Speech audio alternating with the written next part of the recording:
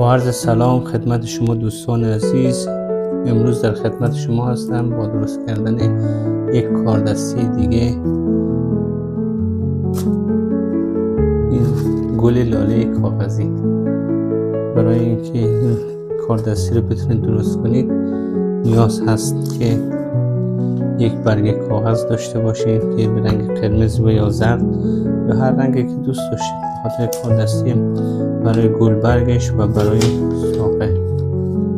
خب برای شروع کار ما بریم ابتدا اینو به شکل مربع برش میزنیم. این قسمت رو ما میاییم به این طرف میرسونیم و این لبه ها رو با هم دیگه مطابق میکنیم. وقتی که لبه ها بر هم قرار گرفت این قسمت رو ما تا میزنیم به این شکل. این قسمت رو هم به این صورت میتونید با خرشی و یا با دست این قسمت اضافه رو ببرید.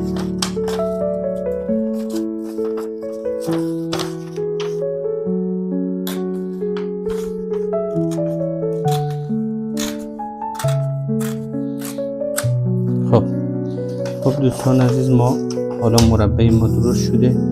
این رو ما نیاز داریم که از وسط خط بکشیم، از دو حساب به صورت زبدری هم تا بکنیم. این قسمت رو ما تا داریم. این رو باید خوب ترچه کنیم بعدها برای ما کار ما آسان‌تر شد. همین جهت و در جهت خلافش هم ما میایم تا رو میزنیم. خب در این جهت هم میایم ما تا میزنیم. دوستان عزیز،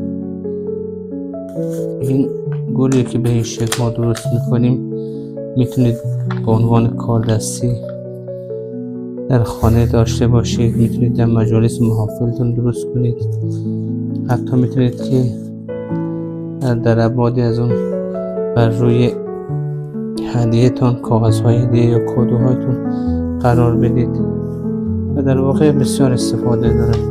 میتونید در کلاس استفاده کنید، برای آموزش در زنگ هنر یا برنامه‌های هنری میشه از این کاردستی استفاده کرد. خب برای تزیین کلاس یا اتاق هم خیلی خوبه.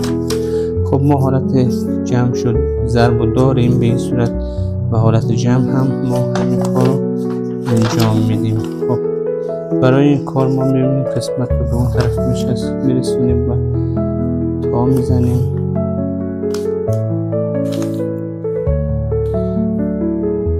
به این شکل و جهت برعکس ما تا میزنیم به این صورت و این رو در این جهت هم همین کار رو میکنیم.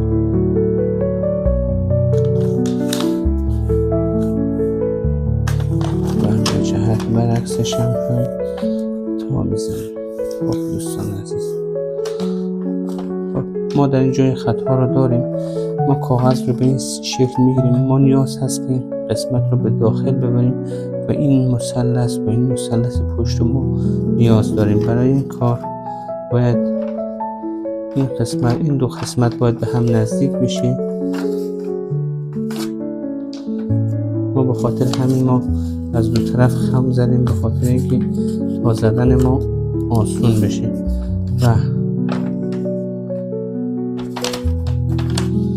و این قسمت را هم به همین شکل ما تا میزنیم تا این حالت برای ما به دست بیاد. خب دوستان، خب این قسمت رو به این طرف و این قسمت رو هم به این طرف ما خم میکنیم به این شکل.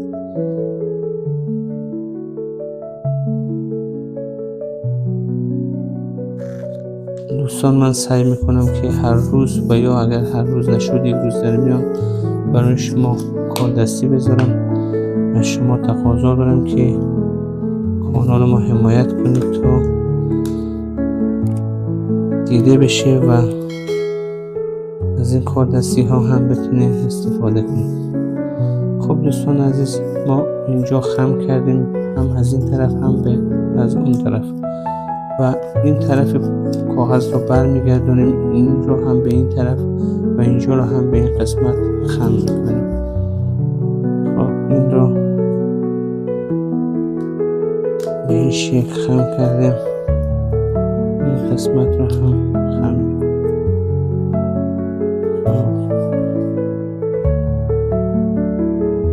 خب دوستان رو میبینید که ما اینجا به این صورت داریم، این قسمت رو اینجا به این شکل داریم.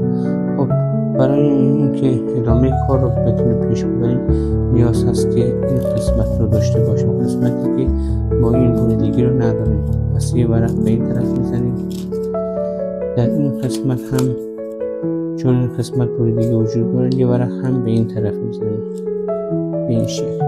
خب یه ورق. پس این قسمت هم سطحش صاف است، این قسمت هم سطحش صاف.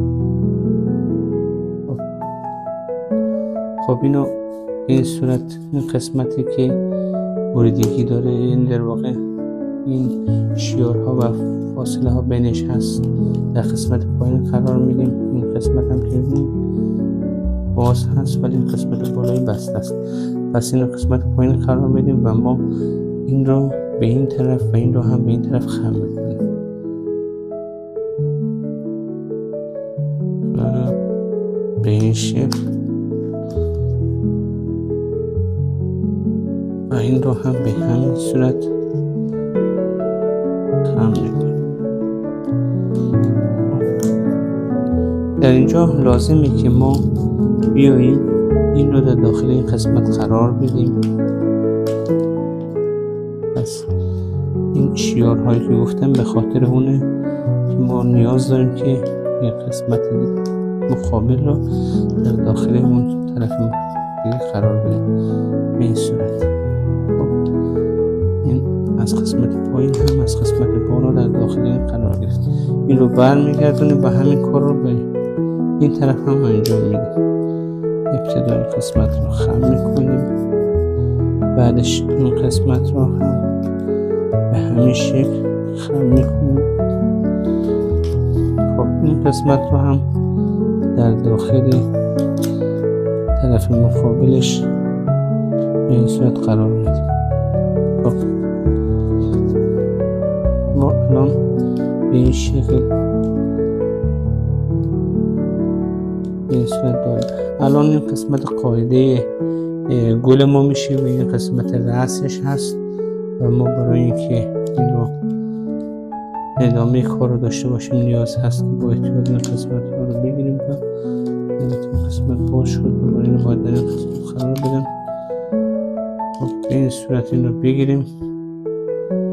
از این دو قسمت محکم میگیره دوستان و در این سوراخی که در این قسمت هست ما یک فوتی انجام میدیم تا این قسمت خودش رو باز کنیم.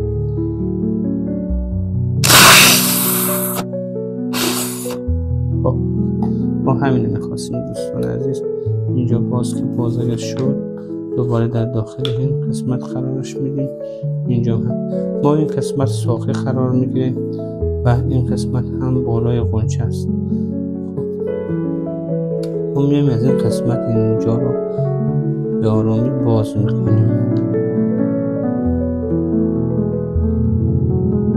تا این حد. بس اینجا این قسمت را هم به همین شکل ما میایم گلبرگش رو باز میکنیم با طرف اندازه طرف مقابلش. خب میایم این طرف هم همین کار رو انجام بدیم و طرف مقابلش هم گلبرگش رو باز میکنیم.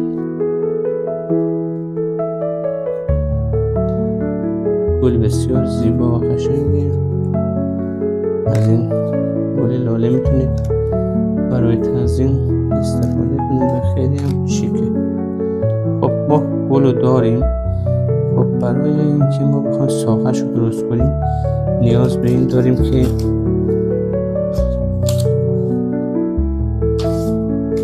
یک ورق کاغذ رو به این صورت از یک قسمت این گوشش شروع میکنیم به رول کردن.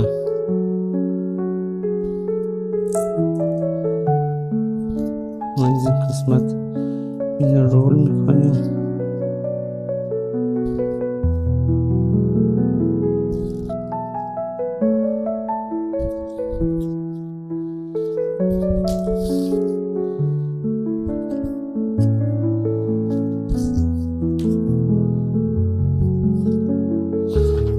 در اینجا که رسیدیم میتونید به این صورت عمل کنید.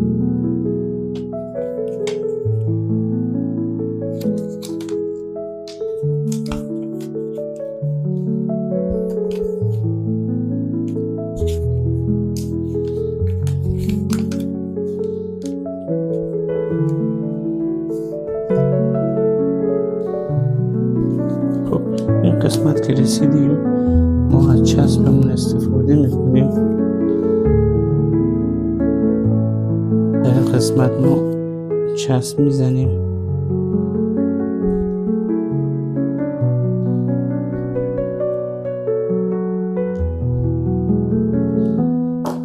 و این رو همینطوری پیش میدیم.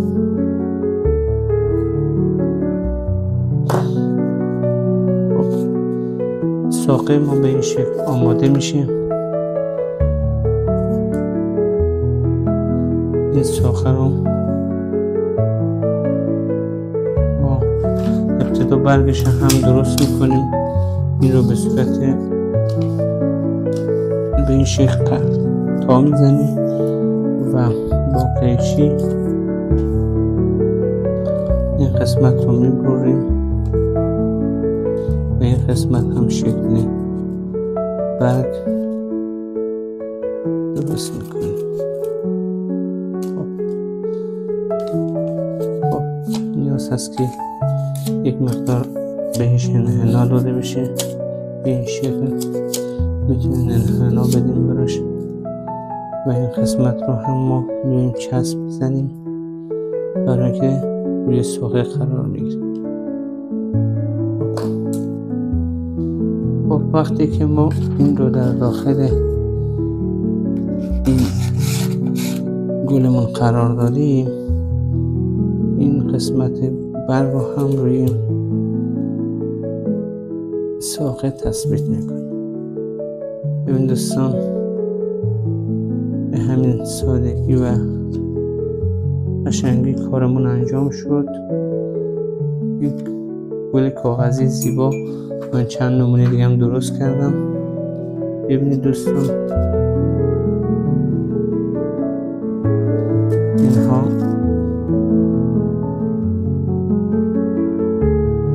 میتونید از این گل ها درست کنید. برای تزیین خیلی زیباست. امیدوارم که از این برنامه خوشتون آمده باشه. کانال رو حتما حمایت کنید و اگر نظری داشتید در کامنت ها برای من بنویسید. خدا یار و نگهدار شما.